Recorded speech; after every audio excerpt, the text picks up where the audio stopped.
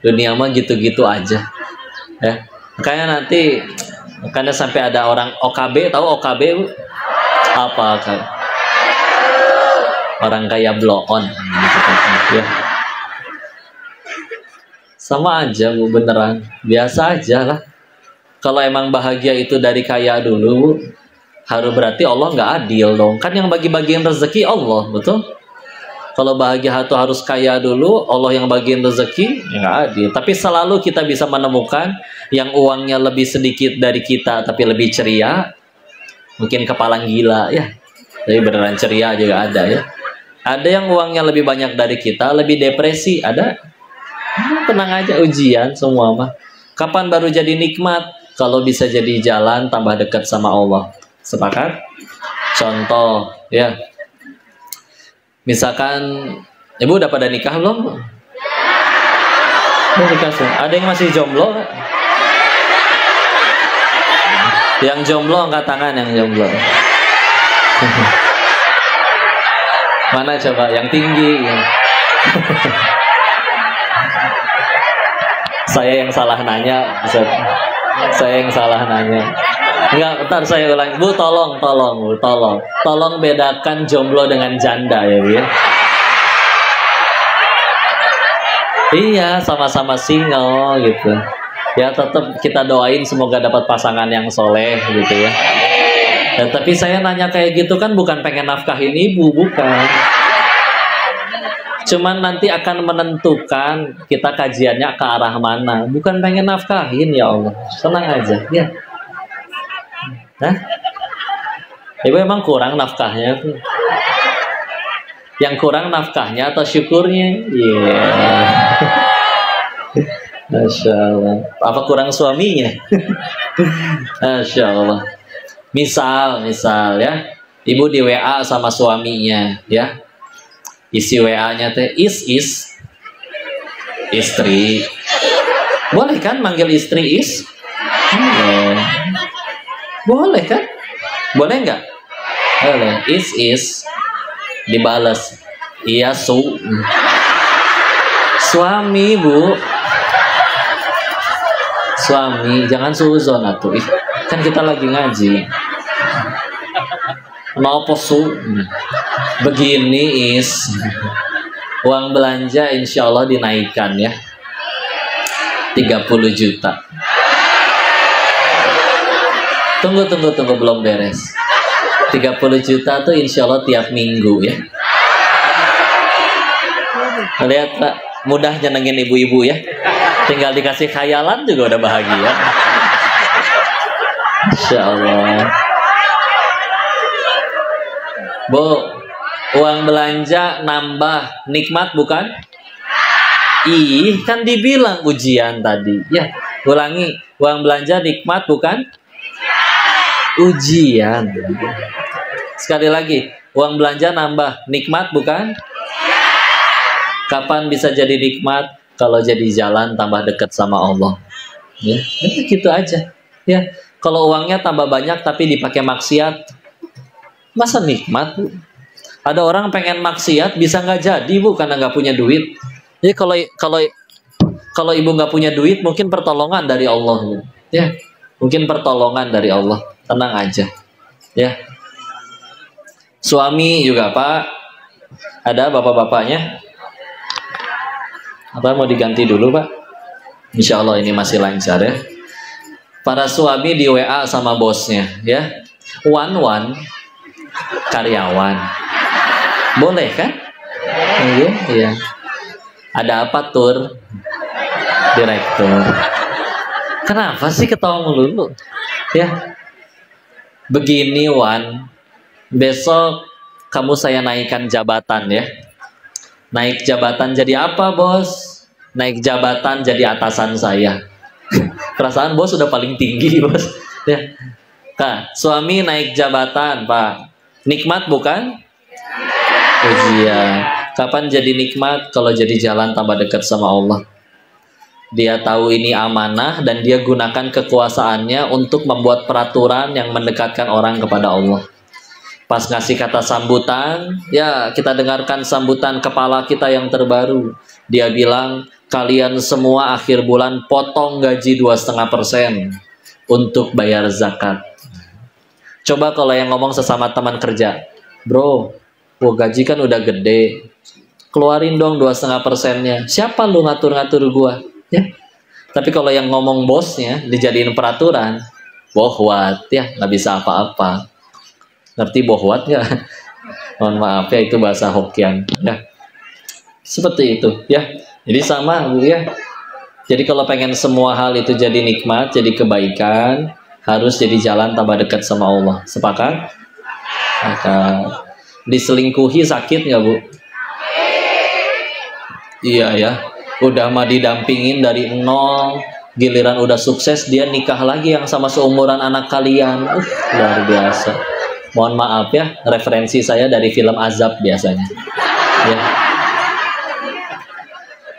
Penasaran gak azabnya, Bu?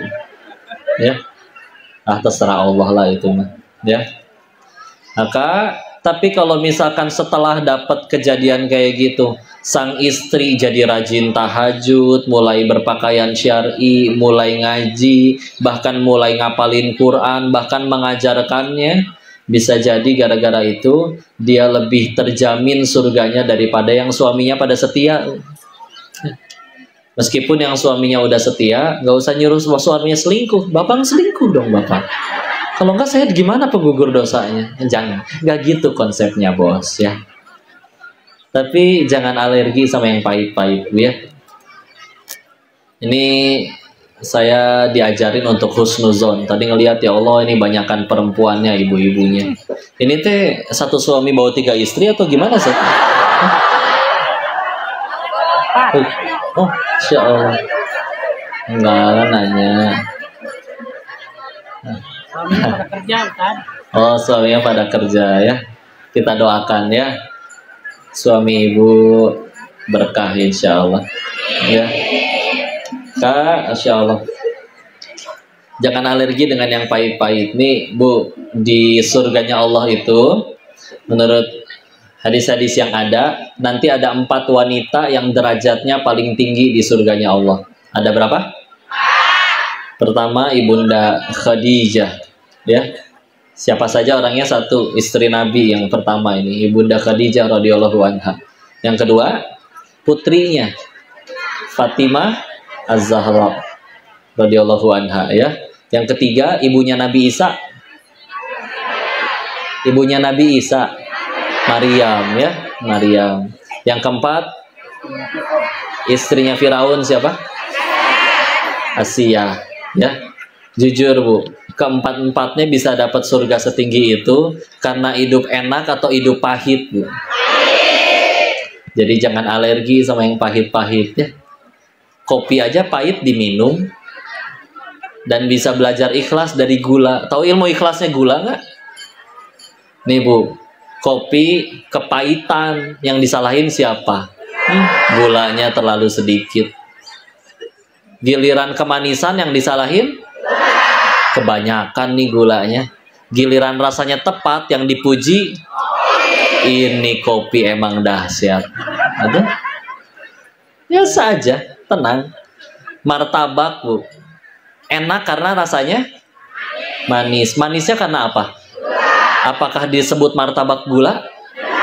Tapi martabak manis. Bahkan kalau di Surabaya disebutnya terang bulan. Ya, lebih jauh lagi. Apakah dia ngambek? Aku mau pahit aja. Enggak ya. Giliran orang sakit disebutnya sakit gula. Ya, luar biasa ya. Tenang aja ya. Apapun yang terlalu menonjol, Bu, itu tidak baik, Bu. Ya, nggak harus ditonjolkan di gula disebut-sebut ya. Tapi kalau pengen terlalu menonjol, bayangin rumah bisa jadi rapi karena ada tempatnya, Bu. Bayangin kalau klosetnya di ruang tamu, Bu. Aneh ya. Jadi ada tempatnya. Apapun yang terlalu menonjol biasanya tidak baik, Bu. Contoh ambeien, jerawat, bintiteun, ya. Bisul, nonjol semua, nonjol ya. Tapi lihat yang tidak menonjol, jantung, tidak pernah kelihatan adanya di dalam, tapi tidur, beraktivitas, tetap aja kerja terus-menerus. Kalau berhenti kerja, meninggal. Tapi ya sudah, ya.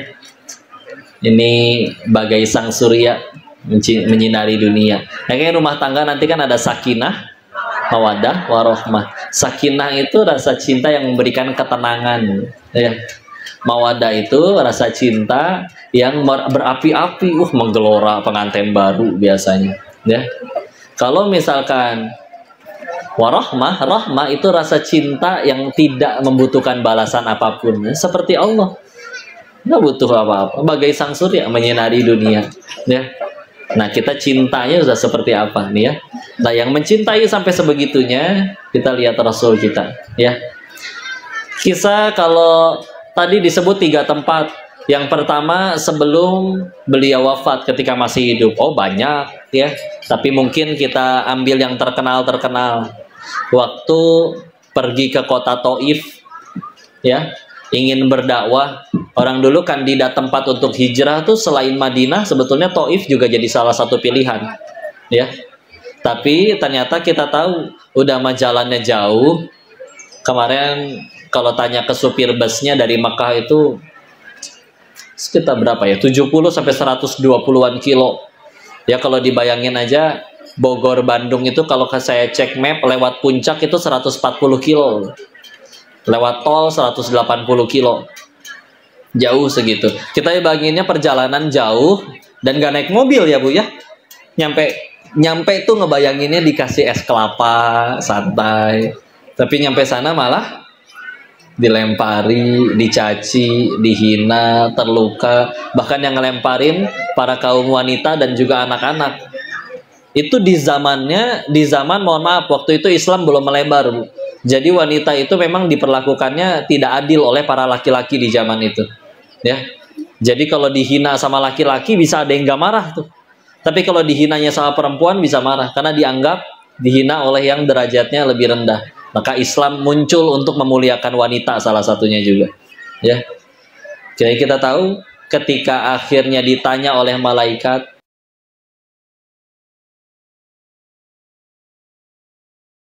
turunkan perintah.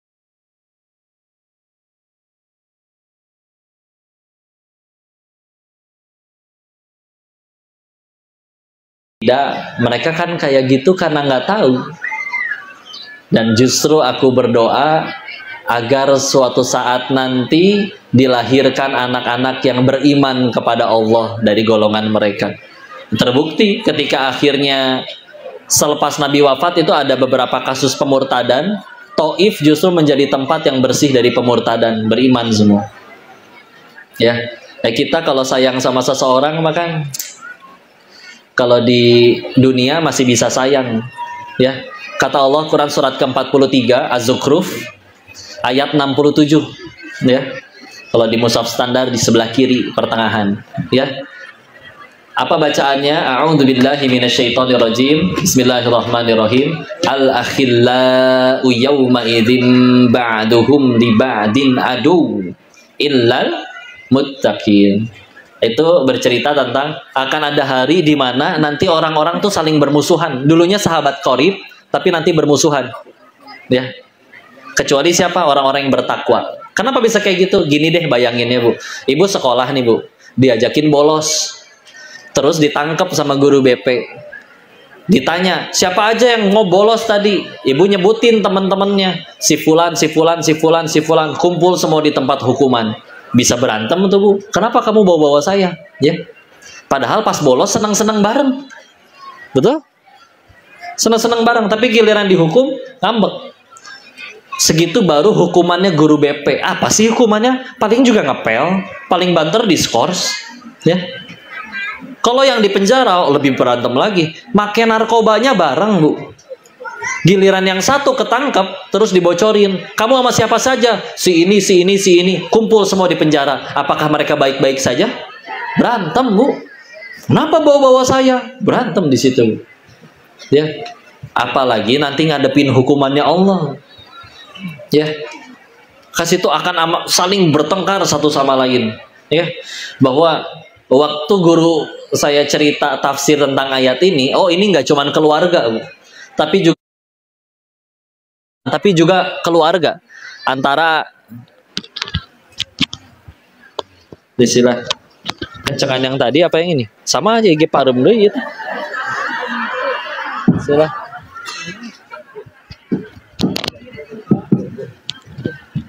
udah silah. Ya udah baca gerakan bibir saya aja Bu ya.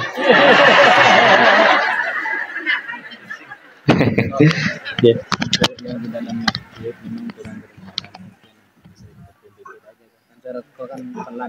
Oh iya, katanya suaranya dideketin mic-nya. Sekalian dimakan sekalian ya. Yang di masjid nggak kedengeran, tenang, ada live-nya ya nggak? Tonton aja di rumah masing-masing juga bisa. Yuk kita pulang aja yuk. Insya Allah. Ya. Alhamdulillah.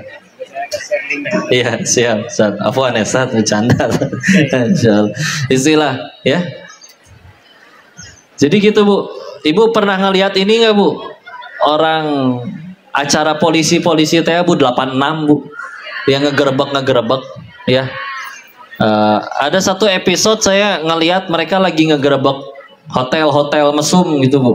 Terus ditemukan pasangan yang tidak bisa membuktikan bahwa mereka udah menikah, ya. Dibawa ke kantor nggak mau. Ya udah kalau gitu dibawa pulang aja ke rumah orang tuanya, ya. Tidak dipenjara Bu, karena sama-sama mau. Jadi bukan prostitusi, emang sama-sama suka terus pengen bikin dosa aja, ya. Udah gitu, isi perempuannya, ya udah di mana rumah kamu? Ayo kita bawa pulang ke rumah. Ketika dia bilang bakal pulang ke rumah, nangis jerit-jerit Bu, guling-guling di pasir kayak tempura, ya. Nangis. Ditanya emang kamu tinggal sama siapa? Sama ibunya, sama anak perempuannya satu. Jadi ternyata joken Bu. Bahasa janda maksudnya, ya. Ya. Udah gitu nangis, kenapa? Karena dia takut dua orang yang paling dia sayangi, ibunya juga dengan putrinya, tahu dosanya. Ya, saya ngebayangin, ya Allah itu orang bisa segitu nangisnya guling-guling, cuman karena pengen dibuka dosanya kedua orang saja. Apa kabar kalau misalkan kita tahu ada di Quran ada surat ke-64 juz 28, namanya surat At-Taghabun. Di ayat ke-9-nya, yauma yajma'ukum liyaumil jam'i dzalika yaumut taghabun. Suka diterjemahkannya kalau kalian buka Al-Qur'an, At-Taghabun adalah hari ditampakkan segala dosa. Ya. Jadi akan ada hari di mana termasuk diri yang berbicara ini jika tidak bertobat di hadapan semua makhluk itu dikumpulkan, lalu diperlihatkan, nih orang yang kalian ajak foto, orang yang kalian follow, orang yang kalian kagumi, nih kelakuannya pas lagi sendirian, dipertontonkan ke setiap para penggemarnya, ya. Kebayang perasaannya ketika ngelihat padahal itu si perempuan itu pengen disampein dosa aja, dan itu pun satu dosa, dan itu pun baru kedua orang, dan itu pun belum hukumannya demi Allah, tapi nangisnya udah kayak begitu. Apa kabar kalau misalkan hari itu nanti tiba, yang dipaparkan gak cuma satu dosa, dan dipaparkannya ke kesekian banyak orang, ya. Lebih nggak bisa kabur. Dan sekali lagi punten, itu belum hukumannya, belum nyampe neraka itu, ya Allah tahu kebun itu, ya. Maka ya Allah, insya Allah, ya. Maka kita ketika akhirnya nyanyi seseorang, tadi balik lagi ke orang yang masih belum beriman aja Bu, dia bisa menyingkirkan kebahagiaannya demi orang-orang yang dia cintai, ya. Ada yang nyuri demi anaknya, ada, ya. Bahkan misalkan gini deh, kayak misalkan kita bicara healing, Ibu suka healing nggak Bu? Jalan-jalan gitu ya, penyembuhan gitu ya. Nah, tapi misalkan kita kan suka nanya, kemana nih kita healing? Aslinya Bu, healing itu bukan bicara pergi kemana Bu, tapi dengan siapa. Contoh ya, Ibu pergi ke tempat cantik, misalkan apa, Cappadocia, tahu nggak Bu? Ya terserah saya atau nyebutnya apa Bu ya. Tapi Ibu kesana sendirian Bu, pelongo, garing, ngeliatin orang pada seru, ketawa. Giliran datengin, taunya minta tolong dipotoin, ya. Bete nggak Bu? Tapi coba ibu pergi ke warung depan rumah. Nah, ini misalkan ada yang jualan, rumah kita di sini, depan rumah ada warung. Cuman beberapa langkah, ya. Tapi dengan orang yang kita sayangi, kita cintai, indah bu, berasa kalah film India juga. Padahal perjalanannya nginjek tai ayam. Tapi kalau dengan orang yang dicintai bahagia tidak?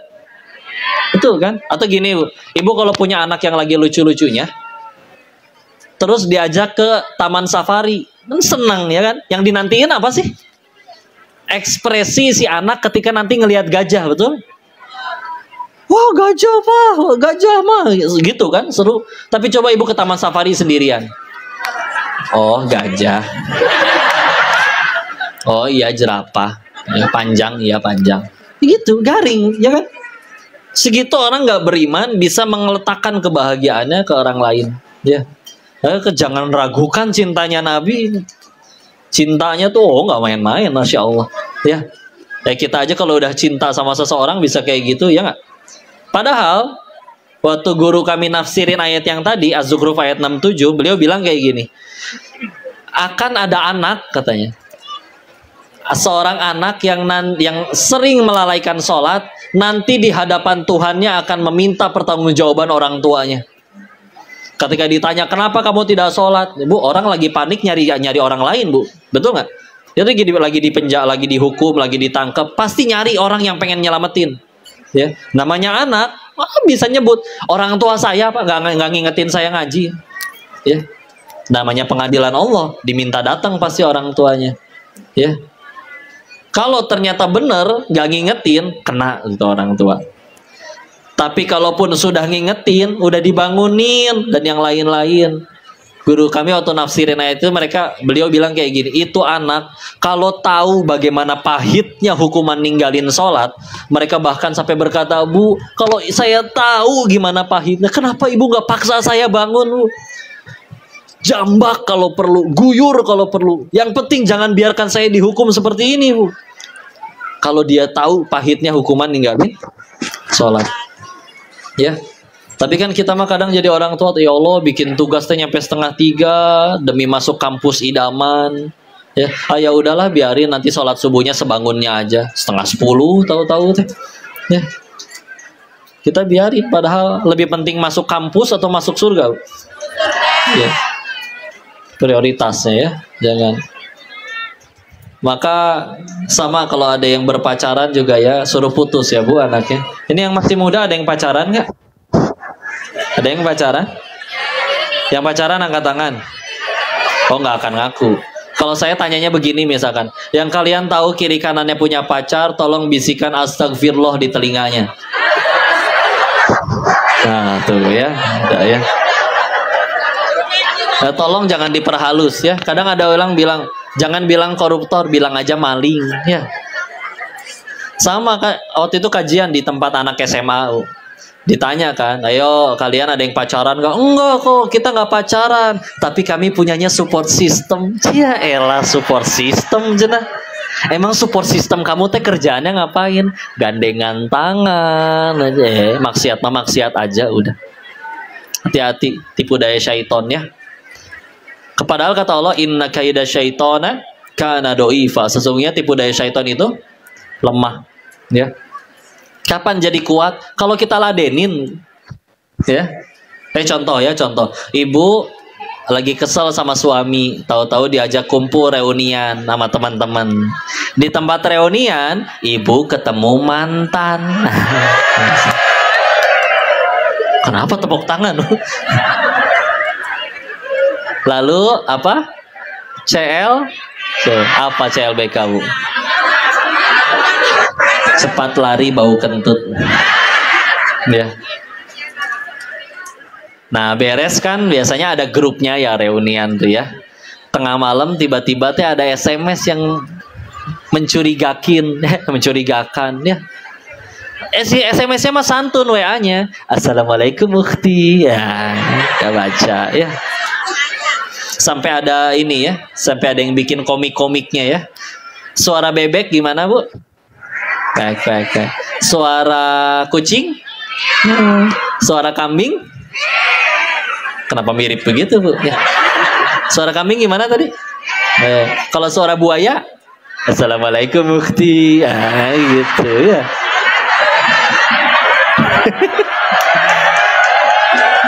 Hati ya. Isi chatnya santun, Bu.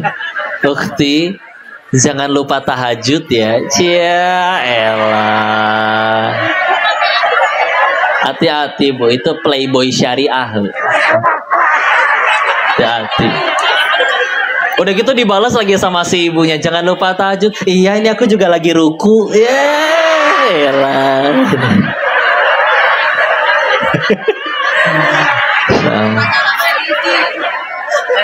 Mohon maaf ya, sekali lagi referensi saya film azab biasa ya. Beres, habis sholat ya biasa lanjut ya. Mereka tuh udah punya apa namanya template-nya ya. Kadang meskipun dia katanya ngerti agama, Ustadz juga manusia betul. Kadang iman kuat, Bu, tapi Imron yang nggak kuat. Nah, kira ditanya template selanjutnya biasanya suami kamu nggak marah kita chattingan, elah. Padahal mah ya Allah. Akhirnya mulai cerita enggak, dia juga sibuk sendiri.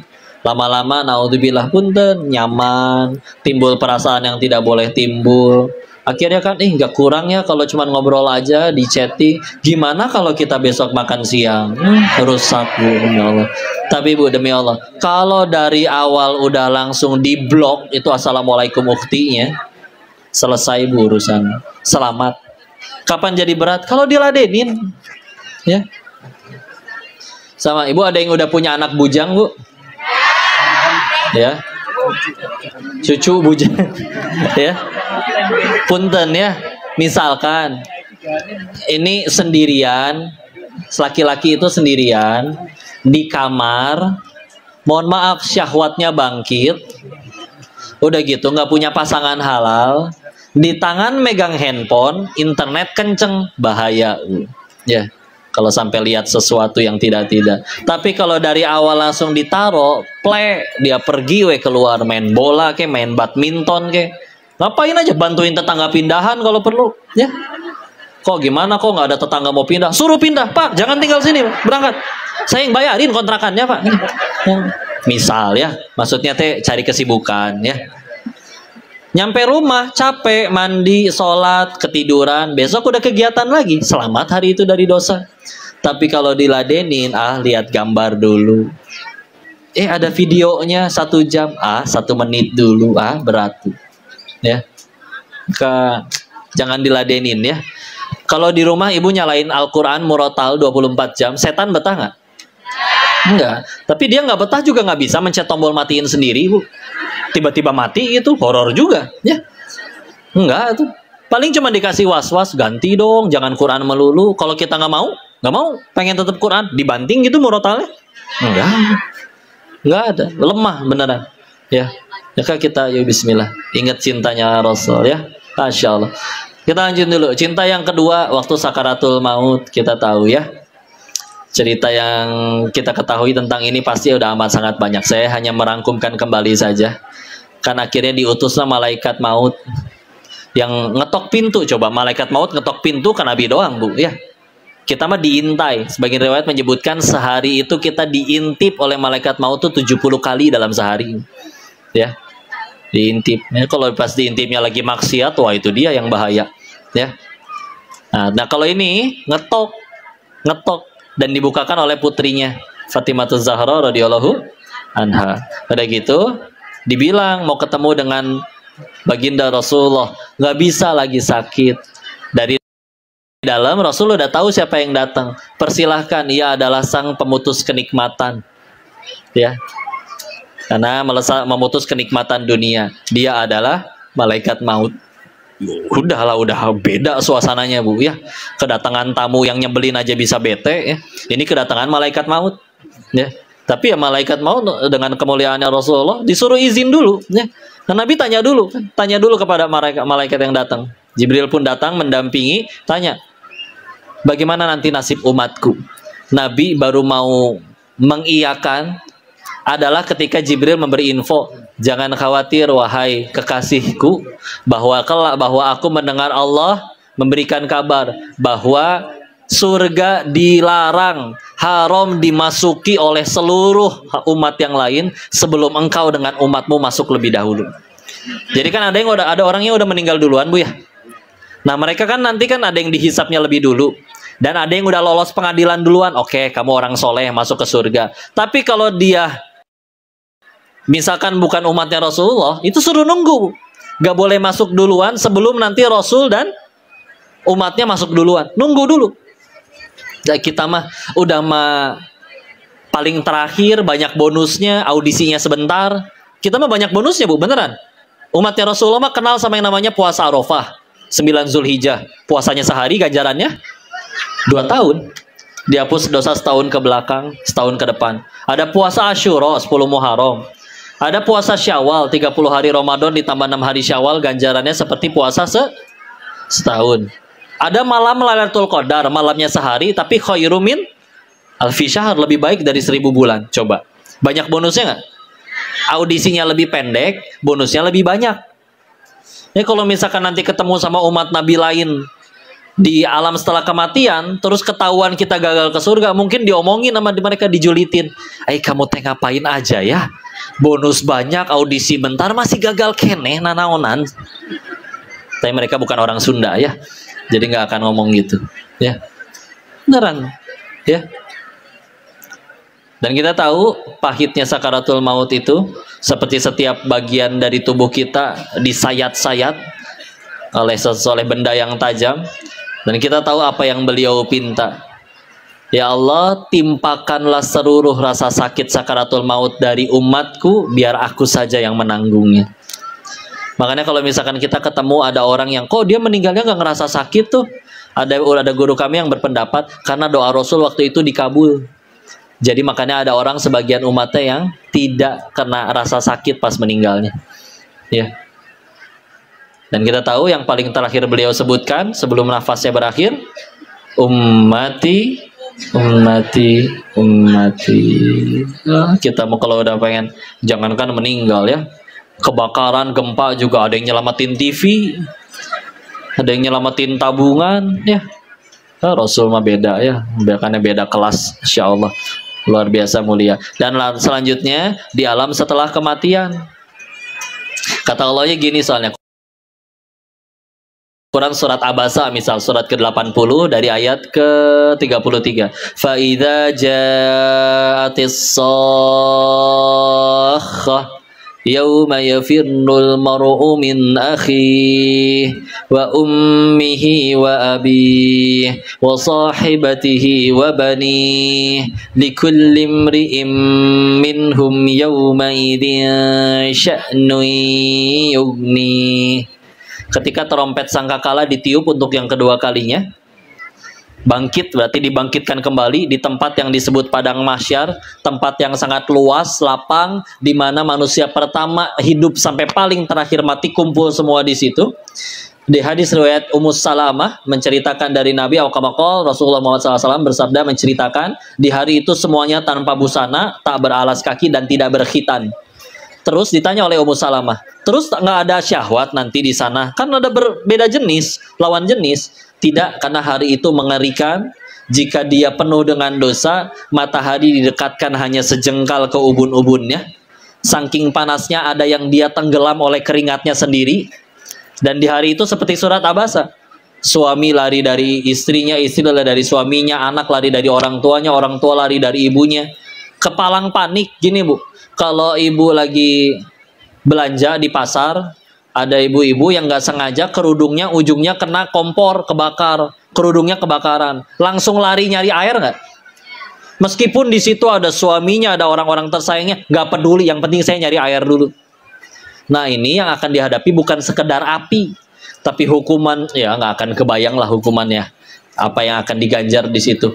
Dengan segitu paniknya, oh lari, kocar-kacir semuanya. Dan kita tahu hanya ada satu orang saja yang amat sangat sibuk untuk menyelamatkan yang lain. Beliau adalah Rasulullah Muhammad SAW.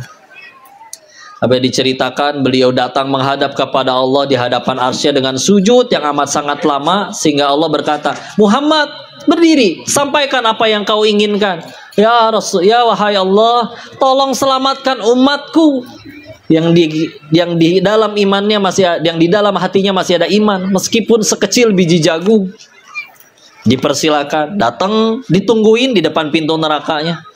Dipeluk-pelukin satu persatu, keluar dalam keadaan gosong, dalam keadaan silakan kamu ke sana, cepat, selamatkan diri, selamatkan. Keluar begitu banyak jutaan orang keluar, lari lagi ke hadapan arsy Allah.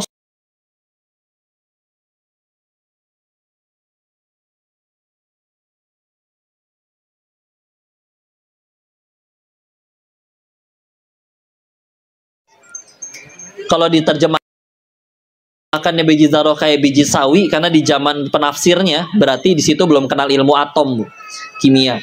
Ini kecil sekali, ya. Diizinkan, dijemput lagi, keluar lagi satu persatu, ya. Dalam keadaan masuk, wah habis kena hukuman, masih balik lagi ke hadapan arsy Allah. Rasulullah bersujud dengan begitu lama lagi. Bangun Muhammad, apa yang kau minta? Bukankah sudah banyak umatmu yang aku keluarkan dari neraka? Ya Allah, tolong atas kemuliaan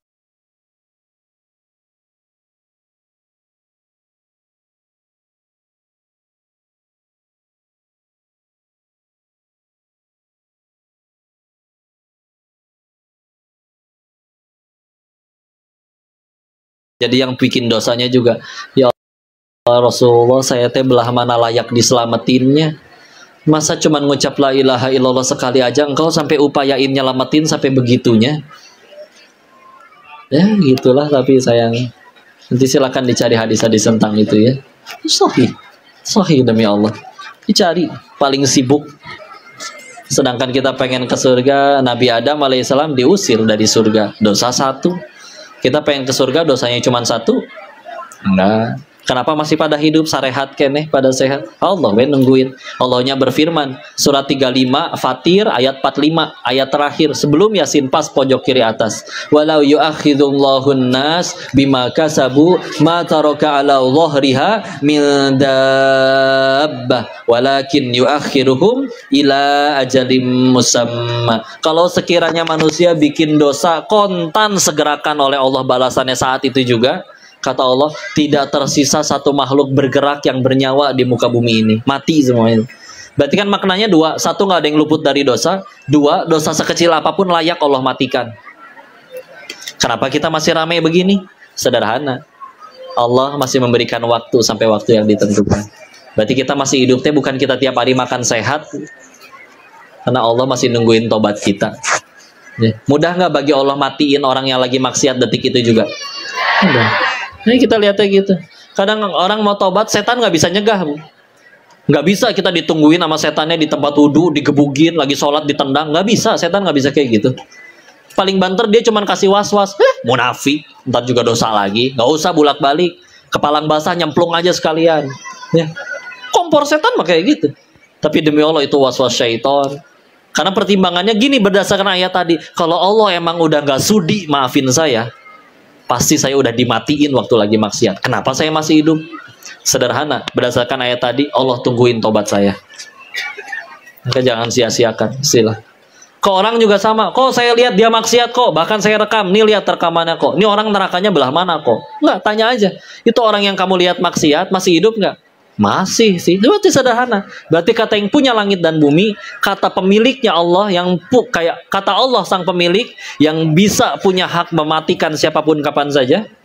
Allah saja masih kasih dia kesempatan. Apa hak kita main hakim sendiri?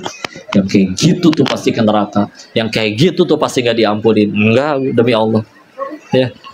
Allah sayang. Ingat, Allah itu nggak benci pendosa. Allah itu cuman benci dosa. Pendosa bisa tobat nggak?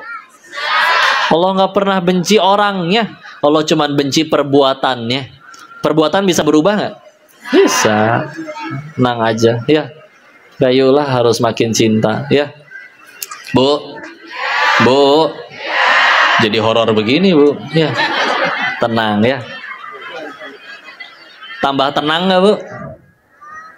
Atau tambah gelisah? Atau tambah tenang? Ya udah, berarti baru aja kita membuktikan firman Allah, ala bidzikrillahi tatma'innul qulub, surat 13 ayat 28. Hanya dengan mengingat Allah maka hati jadi tentram. Kita dari tadi lagi ngomongin Allah. Kalau ngomongin Allah maka ya ingat Allah. Ingat Allah ya tentram. Bukan sama sekali yang bicara. Si Koko mah nggak bisa apa-apa, banyak dosanya. Mohon doanya ya. Nanti tambah dekat sama Allah. Betul? Sepakat? Udah segitu dulu Belum apa, Bu? Mau sampai jam berapa? Hah? Tanya jawab atau foto-foto? Gak bisa dua-duanya, pilih salah satu. Jawab ya, gak ada foto ya? Atau saya boleh tanya dulu nggak, Bu? Kenapa ibu-ibu teh kalau foto nggak bisa sekali, Bu?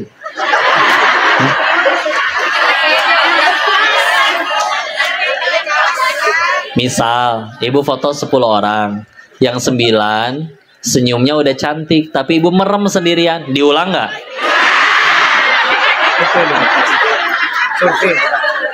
Baik, samina wa atokna, mari kita ulang. Ya, saya mah suka kasihan sama yang moto, diomelin melulu. Mas, tolong jangan gendut ya. Gimana, Bu? Kan ibu yang makan banyak, masa saya yang diomelin? Suka licik orang teh, ampun ya.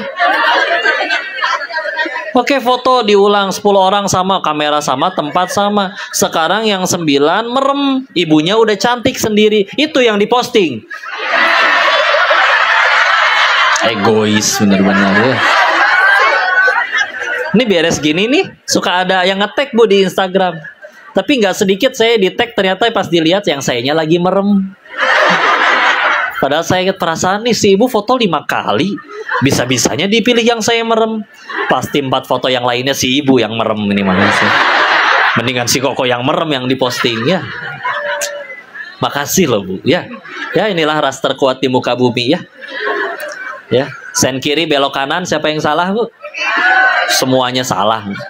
Yang benar cuma ibu ya. Tapi dari mereka lah terlahir anak-anak yang soleh-soleha. Iya, kita mana bisa ngelahirinnya, Pak? Allah titipan rahimnya ke si ibu. Ya.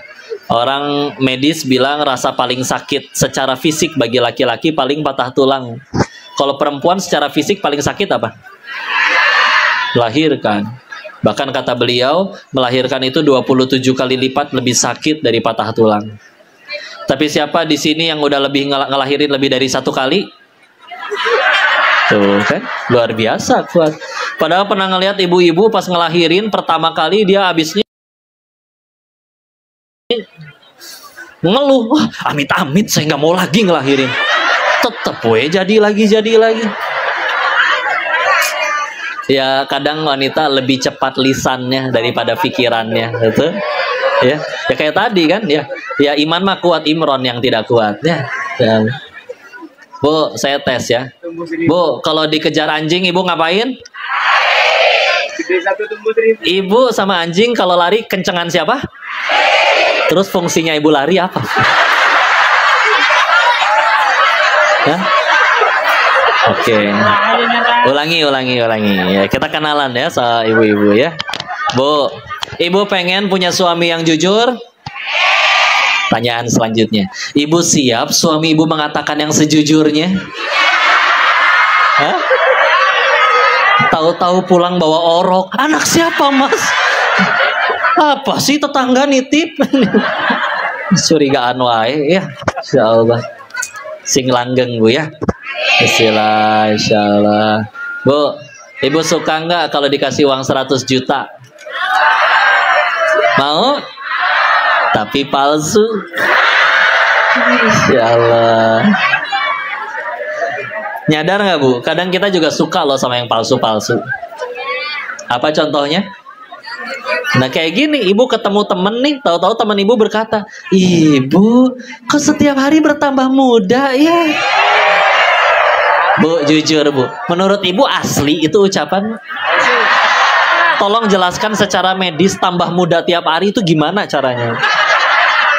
Tapi Mas suka seneng kita mah, bisa aja giliran di toilet sendirian ngaca. Iya juga ya, gila. Hati-hati Bu, ada udang di balik bakwan. Hah? Hah? Udah tenang aja. Lagian suka nanggung Bu. Ibu, kok awet muda gini? Usia berapa sih? Bisa aja sih Koko. Aku udah 42 tahu kok. Hah? 42? Kok yang 41,5 ya? Ya Allah. Lumayan setengah tahun bisa sholat berapa kali Bu? Gitu ya. Nih Bu, lihat sini. Tuh, belum beres aja udah foto-foto. Masya Allah ya, terima kasih. Udah segitu dulu, silakan. Kalau ada yang ingin didiskusikan atau dikoreksi, silakan ya. Saya mohon maaf jika ada kesalahan. Seluruhnya dari kebodohan diri ini tolong dimaafkan dan dinasihati ya. Dikembalikan kepada MC kita. Fadol, Ustaz. Apa? Gimana? Ya, alhamdulillahirrabbilalamin. Terima kasih kepada Pak Ustadz Kodin Muslim yang telah menyampaikan tausiahnya. Semoga apa yang beliau sampaikan menambah ilmu, wawasan dan lagi tunggu tanya jawab ini kan dari habis asar. Kita ke depannya. Amin Allahumma amin. Baik, dikarenakan waktu sudah hampir menjelang maghrib, ada sesi tanya jawab dari bunda-bunda 1 pertanyaan dan mungkin dari anak muda 1 pertanyaan. Ya, anak remajanya silahkan. Yang mau bertanya ibu-ibu, coba. Masya Allah, angkat tangan semua. Ayo. Di Jababeka. Semangat ngajinya ya. Mudah-mudahan manfaat. Mohon selalu doa dan nasihatnya.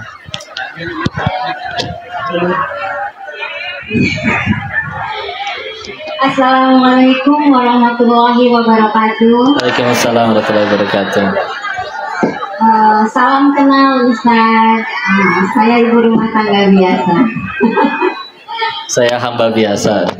Profesi saya sebagai pedagang. Saya pembeli. Ya silakan Ibu. Begini Ustaz, saya punya kisah pribadi. Ya. Pengalaman pribadi saya.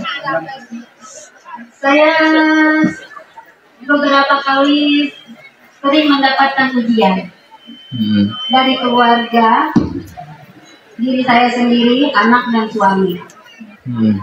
Dan semua itu berat. Ya. Saya merasakan ujian di diri saya pribadi yang waktu itu pernah mengalami sakit. Hampir sakit saya itu dari asam lambung naik menjadi kanker sel. Mama Yuda punten. Ya sebentar. Minta tolong langsung ke pertanyaannya ya. Sebentar ini karena keyakinan dulu. Ini harus saya jelaskan dulu sedikit. Saya mengalami kanker saraf gitu, yang benar-benar terpuruk dan tidak bisa berbuat apa-apa sama sekali. Saya tidak bisa keluar dari lingkaran saraf yang sedang terganggu waktu itu. Dan alhamdulillah dengan keyakinan saya percaya sama Rasulullah. Dengan tangan beliau saya hanya bisa membayangkan tangan beliau, karena saya tidak bisa membayangkan fisik beliau, tidak berani dan tidak bisa. Dengan tangan beliau, alhamdulillah permohonan doa saya tersampaikan. Dan saya yakin saya sembuh. Dan alhamdulillah saya sembuh dari kanker saraf. Alhamdulillah. Iya, alhamdulillah. Yang jadi pertanyaan saya, Koko, Ya. tapi saya mohon maaf sebelumnya ke para ustaz dan ustazah. Ini masalah hati, masalah keyakinan saya untuk Rasulullah Shallallahu Alaihi Wasallam. Saya banyak mendengar kisah yang tadi juga Koko sampaikan, ada kisah Taif. Ya. Dan saya juga banyak mendengar kisah tentang Rasulullah itu untuk menahan lapar, mengganjalkan batu di perutnya. Ya. Itu yang sering saya dengar gitu. Dan pertanyaan saya, ini saya sangat bergetar sekali Ustaz, sangat bergetar sekali. Ya, Bu. Sering saya mendengarkan kata-kata seperti ini. Saking miskinnya Rasulullah SAW. Sallallahu alaihi wasallam. Karena miskinnya. Saya tidak pernah meyakini beliau miskin. Beliau seorang yang kaya raya dari lahir karena kemuliaan beliau. Itu saya yakin sekali. Karena saya merasa yakin, karena saya merasa tangan beliau mampu untuk mendoakan siapapun umatnya. Ya, amin. Itu. Dan tolong sampaikan bahwa Rasulullah bukan seorang yang miskin. Ya. Bukan seorang yang miskin. Ini pertanyaannya, kenapa gitu? Kenapa banyak kisah Rasulullah yang suka, maksudnya yang sering berbicara beliau saking miskinnya karena miskinnya kelaparan. Itu tidak. Ini mohon dijelaskan. Dan abah saya pun suka berpesan, jangan pernah berbicara Rasulullah miskin, karena beliau seorang mulia dan kaya raya. Tolong diluruskan dan sampaikan ke seluruh dunia bahwa Rasulullah bukan seorang yang miskin atau karena miskin. Itu saja, Ustaz.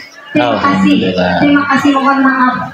Assalamualaikum warahmatullahi wabarakatuh. Waalaikumsalam warahmatullahi wabarakatuh. Baik, bismillah. Alhamdulillah sih sejauh ini ngaji nggak pernah ketemu guru-guru yang bilang Rasul itu miskin ya. Karena memang secara nas Al-Quran juga 1/5 harta rampasan perang itu milik Allah dan Rasulnya. Jadi beliau kaya. Waktu meminang Ibunda Khadijah juga 300 unta. Kan mahal satu unta juga ya. Tapi memang ya beliau senang bersedekah luar biasa. Apalagi kalau di bulan Ramadan. Dan kalau misalkan Nabi ada kondisi di mana beliau sedang lapar, ya manusia memang bisa lapar. Dan karena pilihan, sahabat-sahabat di zaman itu, kita bicara sahabat sendiri aja, mereka itu kalau bicara tentang kekayaan di zaman itu cuma efek samping. Ya. Kalaupun ada sahabat yang hidupnya kekurangan uang, itu karena pilihan mereka. Karena Nabi sendiri pun pernah diberikan pilihan oleh Allah. Pengen menjadi hamba yang abda, nabiyan yang abadan sebagai hamba, atau nabi yang sebagai raja. Tapi beliau ingat di dalam Al-Quran bahwa Nabi Sulaiman alaihissalam pernah berdoa agar supaya tidak ada yang menyaingi kerajaannya. Makanya beliau memilih, aku adalah nabi yang sebagai hamba. Dan untuk juga menegaskan bahwa dititipi dunia bukan berarti dimuliakan, dicabut dunia bukan berarti dihinakan. Firaun kaya, hina, terbukti nggak ada orang tua ngasih nama anaknya Firaun, betul? Rasul berapa banyak nama yang dikumpulkan ya, manusia nama yang paling banyak di dunia ya. Jadi dicari nih, siapa nama yang paling banyak di dunia? Kalau di Indonesia kan mungkin Agus, Sri, ya, Nur, ya. Ternyata di dunia Muhammad, ya. Karena Masya Allah agung mulia. Jadi sama sekali tidak ya. Kalaupun ada yang waktu itu ada episode Nabi pernah merasakan lapar, tapi bukan karena miskin, tidak sama-sama miskin. Karena beliaunya juga senang berpuasa. Kalau tidak dilarang untuk puasa setiap hari, beliau juga pengennya senang puasa. Tapi karena dilarang, nggak mau. Ya. Bicara taraweh, Nabi juga pernah dengan sengaja tidak taraweh karena takut dikira wajib bagi umatnya. Ya, jadi karena beliau jadi contoh, ya sudah. Ya. Jadi sama sekali tidak. Nabi kita Masya Allah ya, beliau kaya. Dan kita tahu kaya itu kan Nabi juga ngejelasin, ternyata kaya itu bukan dalam bentuk nominal. Kaya itu di hati. Uangnya banyak, hatinya miskin, masih nyolong, masih minta bos bagi tender bos. Hati kaya, meskipun secara nominal tidak ada, hati kaya nggak akan meminta kepada selain Allah. Terus saja mulia ya. Semoga Allah izinkan kelak kita bisa berjumpa dengan Rasul kita. Amin. Amin. Barakallahu fikum. Cukup? Ya, mudah-mudahan apa yang dijawab oleh Ko Denis dapat Apa yang membuat Ustaz menjadi motivasi agar bisa berdakwah kemana-mana, Ustaz? Terima kasih. Jazakallah khair, Ustaz. Baik, silah. Apa motivasinya? Yang pertama jelas Allah lah yang nolong ya. Si kokonya mah nggak bisa apa-apa, nggak ngerti apa-apa. Orang aslinya nggak ada yang pinter, nggak ada yang jago, adanya yang Allah tolong. ada doktor wisuda dengan ilmunya profesor, hanya butuh kulit pisang untuk bikin dia bahkan ngejeledag lupa sama nama sendiri. Ya, nggak bisa apa-apa manusia. Kalaupun ditanya ada motivasinya, ya dosa-dosa saya justru. Alhamdulillah dalam dakwah itu nggak harus suci dari dosa dulu, tapi justru ketika ngelihat ada orang misalkan dia sholatnya juga zuhurnya 2:30, asarnya 5:30, nggak pernah duha dan tahajud seumur hidup, masih bisa ke surga? Masih, karena saya tahu dia nggak punya dosa sebanyak saya. Ya, makanya ketika diri ini yang tahu akan mati, tahu butuh Allah, cita-cita pengen ke surga, tapi dosa lebih banyak dari orang lain, dan juga layak dengan dosa-dosanya Allah matikan waktu masih di Thailand, tapi malah diizinin masih ada umur, dipertemukan dengan guru-guru, dipertemukan dengan bapak ibu yang soleh-soleha. Nikmat mana lagi yang didustakan? Maka ya udah, kalau misalkan ternyata lagi capek, futur, nggak mau berdakwah, ingat lagi ya Allah, ngerasa nggak tahu diri aja kalau misalkan tidak menggunakan usia ini untuk jadi kebaikan. Ya. Dan kayak gini juga ya Allah malah tambah repot dak sebetulnya mah. Dulu yang datang 1 orang 2 orang itu ge yang ngerekamin sama Teh Yunda. Intinya mah nggak ada yang datang ya. Tapi lebih mudah menjaga hatinya kayak gini. Kalau sampai kepleset aja lupa bahwa popularitas itu hanya alat untuk mengenalkan Allah ke semakin banyak orang, bukan ngenalin diri sendiri. Habis ini diri ini. Jadi motivasinya mah itu ya, pengen ke surga tapi utangnya lebih banyak dari orang. Orang kan nggak punya dosa sebanyak saya kok, tapi kan kok udah tobat, nggak pernah dapat SMS-nya selamat tobat Anda telah diterima. Dan juga dulu supaya punya rem, karena teman-teman yang dulu waktu awal-awal berhenti dari sana masih pada ngajakin, tapi kalau misalkan lisannya siangnya kayak gini ngaji, malamnya diajak maksiat, kan malu. Masa perbuatannya di siang hari berbeda dengan malam harinya? Ya. Dan malu itu ternyata sebagian dari iman. Meskipun karena malu, tapi kalau itu mencegah dia dari perbuatan tersebut, kan kita nggak suka sama orang munafik. Masa kita biarkan diri kita jadi orang munafik, jadi punya rem? Ya. Jadi ya, tapi kadang mikir ya Allah, kalau orang mah berdakwah, mereka layak dapat pahala. Diri ini mah ya Allah, ini kayak gini diizinin untuk jadi penggugur dosa yang dulu juga udah alhamdulillah pisan, nggak ada apa-apanya. Ya, mohon doanya ya. Jadi kalau ngelihat si Koko teh jangan diajak foto tapi didoain ya. Ya mudah-mudahan dosanya diampuni, mudah-mudahan nggak cuma ngomong doang tapi diamalin juga. Ngomong mah gampang ya. Masya Allah ya. Mohon doanya Bu ya.